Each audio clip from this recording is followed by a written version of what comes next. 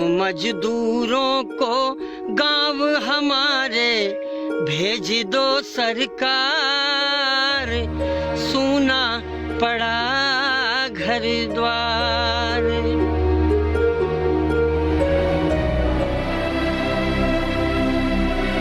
पैरों में छाले, चेहरे चेहरे माथे पर पसीना, आंखों में नींद और चिलचिलाती गर्मी में बेदम करती भूख और प्यास।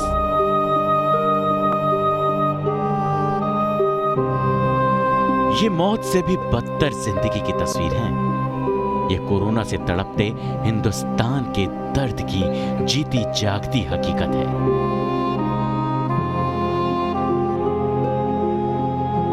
जो किसी के भी कलेजे को छलनी कर दे। ये हमारे देश के मजदूर हैं, राष्ट्र के निर्माता हैं, लेकिन हालत देखिए, राष्ट्र निर्माण में अपने खून पसीने से योगदान देने वाला ये वर्ग आज मजबूर है। इसके पास न तो रोजगार है, न ही रोटी। वक्त की मार पड़ी तो घर से दूर मजदूर पैदल ही घर की ओर निकल पड़े। किलर कोरोना से दुनिया में कोहराम मचा है, तो इस जानलेवा वायरस ने हिंदुस्तान में जिंदगी अस्त व्यस्त कर दी। 130 करोड़ की आबादी वाले हिंदुस्तान के किसी भी राज्य, किसी भी हाईवे, किसी भी सड़क से गुजर जाइए, लॉकडाउन में पसरे सन्नाटे को मजबूर मजदूर की लाचारी और बेबसी चीरती नजर आती है।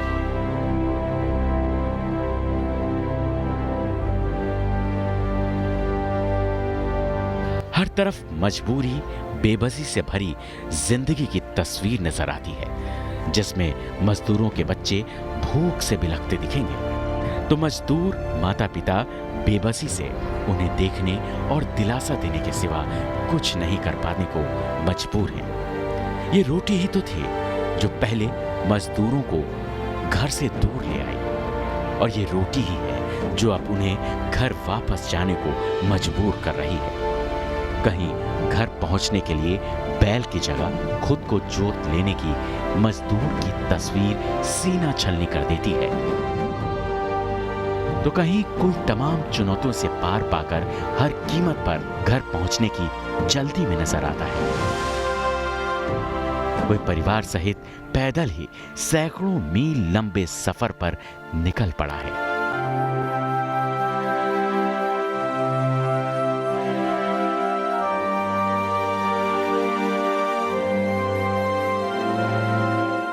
तो कोई साइकिल से लंबी दूरी को नापने की कोशिश कर रहा है। खाने पीने सब बच्चे चिल्ला रहे, तड़प रहे सरकार, ऐसे मुसीबत में रक्षा करो साहब। कहीं चिलचिलाती गर्मी में भूख प्यास से मजदूर और उसका परिवार बेहाल है, और इन सबके साथ सामने आ रही है मजदूरों की बेबसी और लाचारी की रोंगटे खड़े कर देने वाली तस्वीरें। तस्वीर एड़ियां फट जाने की, एड़ियों के घिस जाने की, पैरों के छिल जाने की, तलवों के जल जाने की, हौसला हार जाने की, हिम्मत टूट जाने की, सपने बिखर जाने की। लॉकडाउन में कामकाज बंद हुआ तो प्रवासी मजदूरों की जमा पूंजी भी ज्यादा दिन नहीं चली।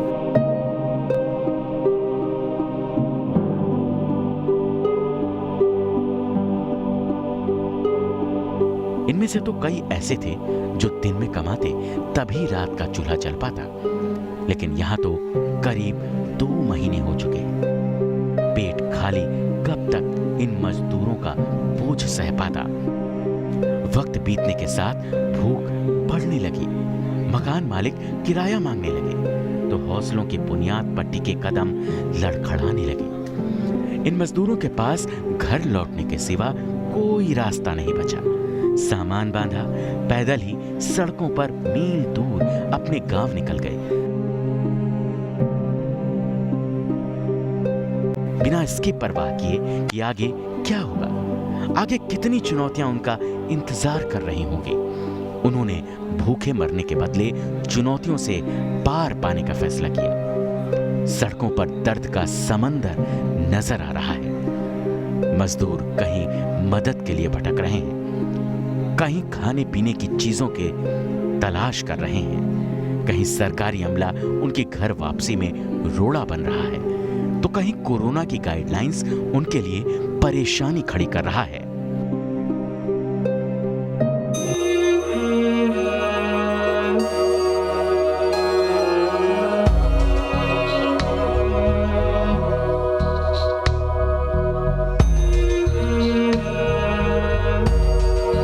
पैदल घर वापसी के लिए निकले मजदूरों का दर्द जानने, उनकी परेशानियों का पता लगाने, उनके परिवार की मुश्किलें जानने के लिए न्यूज नेशन की टीम उनके बीच पहुंची।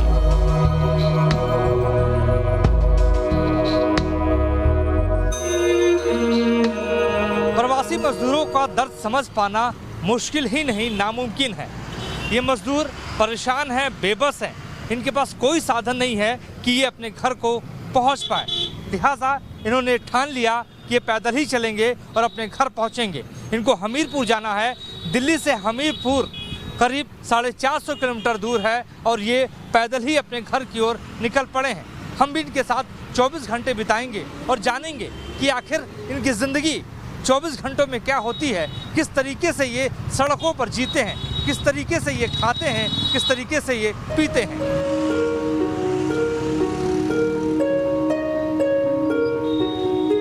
उनके साथ न्यूज नेशन की टीम ने एक तो नहीं बल्कि 24 घंटे मजदूरों के साथ रहने और उनसे बात करने का फैसला किया। इस कोरोना महामारी के दौर में प्रवासी मजदूरों का दर्द समझना मुश्किल ही नहीं, नामुमकिन है। इनका रोजगार छिन गया है। ये मजबूर हो चुके हैं दाने दाने को। इनके पास खाने पीने को भी कुछ भी नहीं है। लिहाजा अपने घर की ओर ये रवाना हो गए हैं। जाने के लिए कोई साधन भी नहीं है। लिहाजा ये बात समझ गए हैं कि अगर दिल्ली में रहे तो भूखे मर जाएंगे। न्यूज नेशन की टीम को रास्ते में प्रवासी राम मंगल मिले, जो अपने परिवार के साथ पैदल ही यूपी के हमीरपुर निकल पड़े हैं। न्यूज नेशन की टीम ने जब उनसे बात की तो उन्होंने घर वापसी की अपनी मजबूरी और तमाम दर्द बयां कर दिया। क्या करें बाबूजी, पैसे नहीं है, खाने के देख के रहते, किराया भाड़ा नहीं है। किराया भाड़ा कुछ नहीं था तो पैदल ही चल चुके। अब भूखन मर रहे थे तो क्या करें। हाँ, कुछ खाने को होता तो इधर क्यों पैदल जाते, वहीं नहीं रहते। हाँ, कोई अपना होता जहाँ पे इतने दूर डरे हैं तो सब कुछ को होता आज है कि सब कुछ को होता, खाने को पीने को सब कुछ को कुछ नहीं था। 3-4 दिन से तो जी भूखे बिल्कुल हुआ हो रहे हैं। हाँ, कोई देने ही वाला नहीं था। रोटी खा करके टाइम काट रहे, क्या करें साहब। 2 रोटी सुबह खाए थे, 2 शाम के खाए, टाइम का खाए साहब, टाइम कॉल करके इस बात भागने तो पड़ेगा।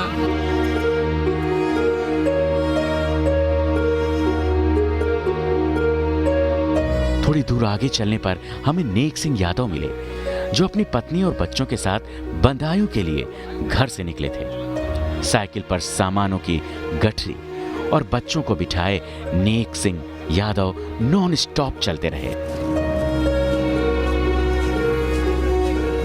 नेक सिंह यादव हमारे साथ हैं। ये पैदल चल पड़े हैं दिल्ली से बदायूं के लिए 4 बच्चों के साथ और अपने 2 साल के इस बच्चे को इस साइकिल पे बैठा के बदायूं लेके जा रहे हैं। थोड़ी देर पहले यहाँ पर उत्तर प्रदेश की पुलिस आई थी। इनके 2 बच्चों को गाड़ी में उसने बैठा लिया कि हम आपको आगे तक छोड़ देंगे, वहाँ से बस मिल जाएगी।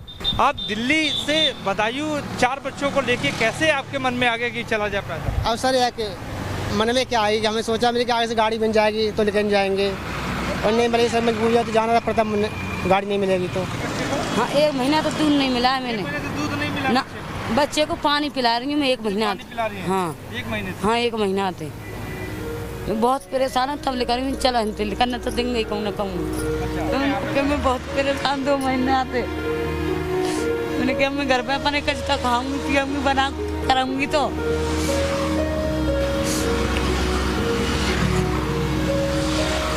कोई दिक्कत नहीं। खाया बेटा कि नहीं?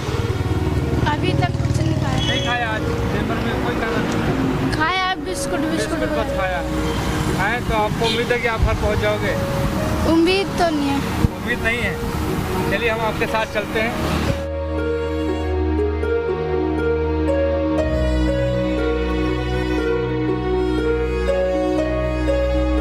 रास्ते में पुलिस की टीम ने नेक सिंह यादव और उनके परिवार को रोक लिया और फिर उन्हें एक क्वारंटीन सेंटर में भेज दिया।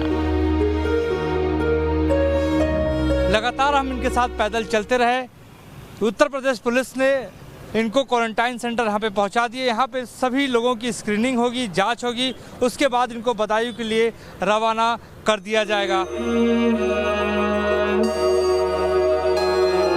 रास्ते में मजदूरों का हुजूम नजर आया, जिनके पुलिस वाले मदद करते दिखे। सड़क पर प्रवासी मजदूरों की तादाद आपको लगातार दिखाई देती रहेगी और ऐसे पुलिस अधिकारी इनकी मदद भी करते रहेंगे। भले ही ये मीडिया के सामने कुछ भी न कहें, लेकिन इन्होंने इनके 2 बच्चों को अपनी गाड़ी में बैठा के क्वारंटाइन सेंटर जरूर छोड़ा।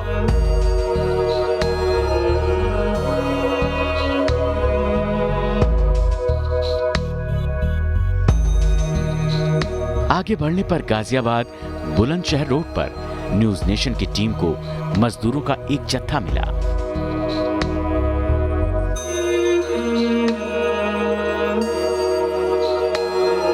इनमें से कुछ को यूपी के शाहजहांपुर तो कुछ को महोबा जाना था। ये लोग किसी भी तरह लिफ्ट लेकर यहां तक तो पहुंचने में कामयाब रहे, लेकिन आगे घने अंधेरे और मुश्किल हालात का सफर आसान नहीं था। थकान की वजह से इनका हौसला भी टूटने लगा। लिहाजा इन लोगों ने गंदे नाले और गंदगी के ढेर के बीच ही रुकना उचित समझा। इनमें एक मां थी जो 8-10 महीने की बच्ची को लेकर पैदल ही शाहजहांपुर निकली थी। बच्ची ने खाया कि नहीं? खा लिया। बड़ा मच्छर भी काट रहा है बच्चे को, थोड़ा सा है ना, मच्छर बहुत काट रहा है। तो यहाँ पुलिस ने कोई मदद की आपकी? यहाँ पे पुलिस ने ऐसे टेम्पो उस पर बैठा दिया, ट्रक पे। अच्छा, ट्रक पे बैठा दिया? वो भी नहीं दे रास्ता। यहाँ पुलिस वालों ने क्या किया? उन्हें रोक दिया। मुश्किल में फंसे मजदूरों का सब्र टूट रहा था। वो पुलिस प्रशासन पर मदद न करने के आरोप लगा रहे थे। पुलिस वालों ने आपको क्या कहा, किस तरीके से यहाँ पे उतार दिया? कोई मदद ही नहीं की साहब जी, जैसे तैसे पैदल आए कि किसी ऑटो बैठ के आए, यहाँ तक आ गए। यहाँ से बोले वहाँ जाओ, कोई पता नहीं बताता है कि आखिर बस मिलेगी तो मिलेगी कहाँ से। पूरी दिक्कत ये है। इन लोगों में एक प्रेग्नेंट लेडी भी थी जो पैदल ही यूपी के महोबा के लिए अपने पति के साथ निकली थी और ये लोग किसी भी कीमत पर घर लौटना चाहते थे। तो क्या नाम है आपका? मानसी। ये गर्भवती है ये? जी। कितने महीने की गर्भवती? ये 8वां महीने चल रहा है सर। 8 महीने जी। मानसी जी, अब 8 महीने की प्रेग्नेंट हैं, कुछ खाया पिया कि नहीं आपने? अभी नहीं तो कुछ खाया है। कुछ नहीं खाया? सुबह से? सुबह खाया था, फल फ्रूट खाया था, अच्छा, थोड़ी बहुत। महोबा आपको जाना है? हाँ, घर जाना है हमें। हमारे यहाँ कोई है भी नहीं है। हाँ सर, हमारे ना। अब बताओ इसके बच्चा हो। ये मानसी 8 महीने की गर्भवती हैं और ठीक इनके पीछे नाला बह रहा है।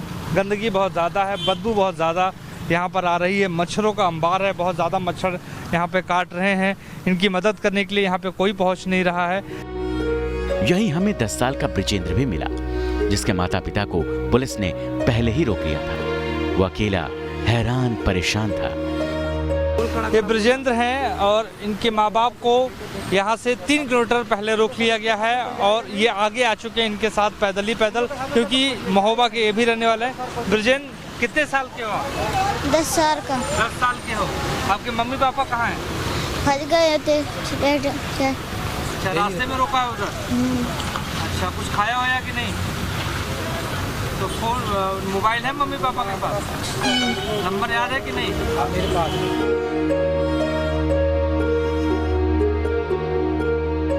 मजदूरों के जमघट से मची अफरा तफरी के बीच एक पुलिस कांस्टेबल मौके पर पहुंचा। न्यूज नेशन की टीम ने पुलिस कांस्टेबल से प्रवासी मजदूरों की मदद करने को कहा तो वो खुद ज्यादा मदद तो नहीं कर पाए, लेकिन उसने इलाके के SSO का नंबर दिया, जिस पर न्यूज नेशन की टीम ने मदद के लिए फोन लगाया। SHO साहब से मैंने इनकी बात करवाई है। मौके पे ये अधिकारी भी मौजूद थे और इनको ये 8 महीने की गर्भवती हैं इनको किसी न किसी आसपास के या तो धर्मशाला या तो क्वारंटाइन सेंटर में भेजा जाएगा ताकि इनकी मदद हो पाए। इंतजार करते काफी वक्त गुजर गया, लेकिन कोई मदद नहीं पहुंची। मच्छरों के हमले से वहां बैठे मजदूरों का जीना मुश्किल हो गया। तो एक बार फिर मजदूरों का सब्र टूटने लगा। 2 घंटे से ज़्यादा का वक्त हो चुका है और ये पूरा परिवार जो है इसी कूड़े के ढेर के बगल में बैठा हुआ है। मच्छर इनको काट रहे हैं, अब तक उनको कोई मदद नहीं मिली है। तमाम वो जो लोग हैं उत्तर प्रदेश के अलग अलग हिस्सों में इनको जाना है। आपको कहाँ जाना है? जी बनारस जाना है। बनारस जाना है? जी बनारस का मदद हो पा रही है? जी यहाँ से कोई उधर भेज रहा है तो कोई उधर भेज रहा है सर। पुलिस वाला उधर भगा रहा है तो कोई पुलिस वाला उधर भगा रहा है। क्या उम्मीद लगती है सर? अब तो रात हो रही है, अब सर मच्छर में ही रात बितानी पड़ेगी लग रहा है कि जी। अब कोई यहाँ से उधर से दिखाई नहीं दे रहा, कोई रास्ता दिखाई नहीं दे रहा है। अब कि सर अब जाए तो कहाँ जाए रात में? पुलिस वाला खुद डंडा मार रहा है, कोई इधर भगा रहा है तो कोई उधर भगा रहा है। खड़े हैं जी सर। खाए पिए हैं? कुछ मिला है? अभी तो कुछ नहीं मिला सर, 2 केले मिले हैं बस और पानी, बस वही मिला है। 2 केला ही मिला। 2 केला ही का सहारा है। 2 केला खा के और 2 गिलास पानी पी के ये बनारस और गाजीपुर के लोग यहाँ पे खड़े हैं। इनका ये कहना है कि मदद जिस रूप में इनको मिलनी चाहिए उतनी मदद नहीं हो पा रही है। न्यूज नेशन की टीम ने काफी इंतजार के बाद दोबारा एसएचओ को फोन लगाया। उसके बाद कविनगर थाने की पुलिस ने इन लोगों की मदद की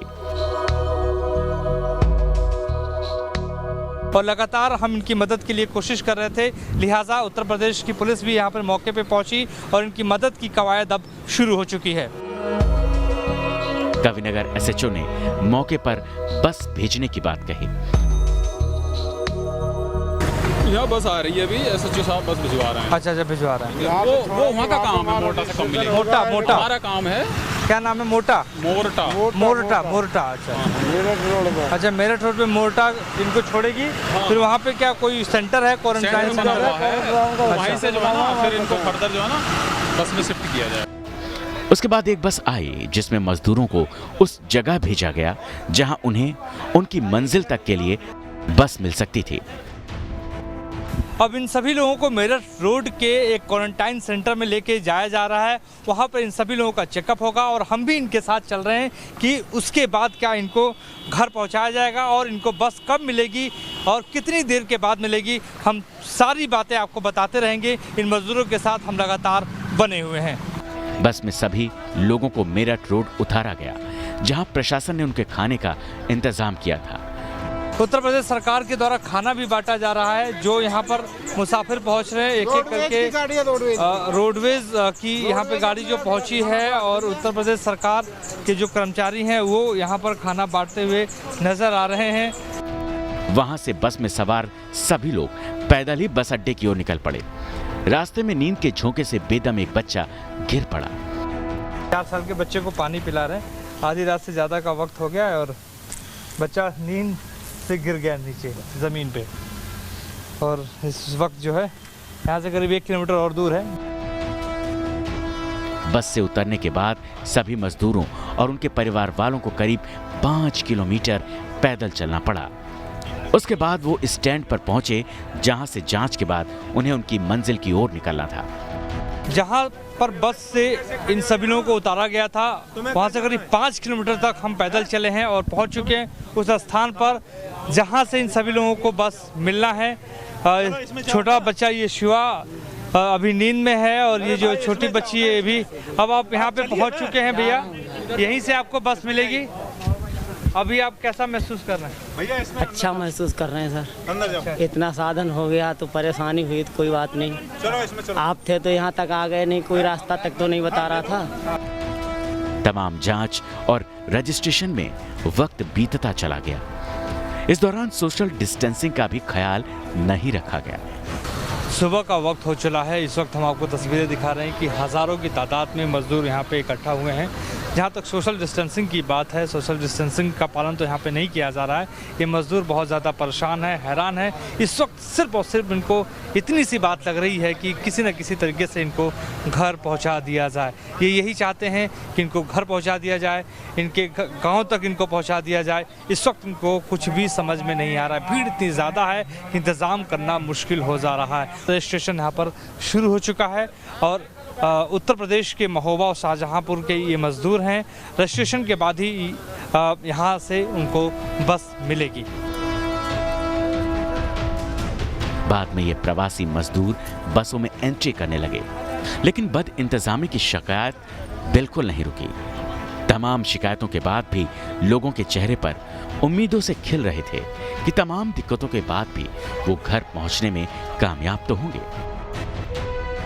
हमारे साथ जो भी प्रवासी मजदूर थे, अब उनकी एंट्री यहाँ से शुरू हो चुकी है। जो प्रेग्नेंट महिला थी वो भी अंदर प्रवेश कर चुकी है। एक एक करके सबको जो है अंदर प्रवेश मिल चुका है। यहीं पर सभी लोगों की छटनी होगी और छटनी के बाद ही जो है इनको अपने अपने बसों में बैठाया जाएगा। देखिए भारी तादाद में यहाँ पे जो मजदूर हैं, प्रवासी मजदूर हैं, वो यहाँ पे मौजूद है। छोटे छोटे बच्चों के साथ जो लोग हैं वो यहाँ पर आ चुके हैं। गाजियाबाद प्रशासन जो है वो लगातार यहाँ पर काम करता हुआ नजर आ रहा है। अपने आप में बहुत बड़ी बात है। अनाउंसमेंट भी लगातार यहाँ पर हो रहा है। अनाउंसमेंट के साथ लोगों को बताया जा रहा है कि आपको कहाँ बैठना है, किस रूप में बैठना है। और कोरोना खासतौर पे जो बीमारी है वो सावधानी के साथ ही इससे लड़ना होगा। सावधानी अगर हटी तो दुर्घटना घटी। हिम्मत कहिए या मजबूरी, लेकिन जो सफर इंसान ट्रेन या बसों से करीब 30 घंटों में पूरा करता है, उसे लोग पैदल नापने निकल पड़े हैं। इस बात से बेपरवाह, पता नहीं रास्ते में क्या होगा। जेब में पैसे नहीं हैं, लेकिन आंखों में उम्मीद है और दिल में घर पहुंचने का सपना, जो इनके पैरों में ब्रेक नहीं लगने दे रही। मोहित राज दुबे, न्यूज़ नेशन, मेरठ।